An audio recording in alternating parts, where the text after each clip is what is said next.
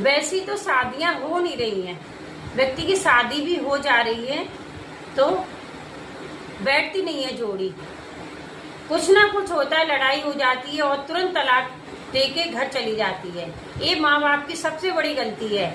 माँ बाप को आजकल ये फोन चल गए हैं तो तुरंत फोन लगा देती कि हमें ये परेशानी है, और माँ की ममता उसको बुला लेती है, उसका भविष्य बिगड़ जाता है। लड़कियां देखो दो कुल का पालन करती हैं, एक इधर मायके का एक ससुराल का, और सारे संसार में एक लड़की सब कुछ है। जिसके यहाँ लड़की नहीं होती उसके यहाँ कुछ नहीं होता, ऐसा कहा जाता था पहले।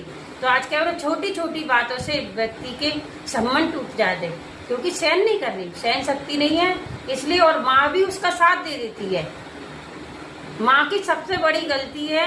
तो हम माँ से यही कहना चाहेंगे, कभी भी यदि बेटी की शादी की है तो बेटी की शादी की है तो उसको यही बताना, मैना सुंदरी का उदाहरण सुनाना, शास्त्रों का उदाहरण सुनाना कि पहले की सतियां थी कितना सहन करती थी और भगवान का नाम लेती थी और उनके देखो जीवन पार हो गया। और अपन लोग क्या करते हैं, तो तुरंत फोन कर देते हैं और घर अपनी बेटी को बुला लेते हैं। ये आपकी सबसे बड़ी गलती है। नहीं भैया, जैसे हैं शादी की है तो अच्छे से रहना, ये सोचना। अब अपने बेटी की जब देखो माँ की आंखों में दो बार आंसू आते हैं, या तो बेटी ससुराल जाती है जब मार होती है, या बेटा मुख मोड़ लेता है तो मार होती है। माँ की रोने के दो ही कारण होते हैं और माँ वैसे नहीं रोती है। तो हमें क्या करना है, कभी भी अपनी लड़कों की सपोर्ट नहीं करना है कि हाँ घर पर आ जाओ, नहीं, उससे ये कहना है अब आपका घर वही है, आप चाहे जैसा रहो, चाहे आप स्वर्ग बनाना हो स्वर्ग जैसा रहो, नरक बनाना है तो नरक के जैसे रहो,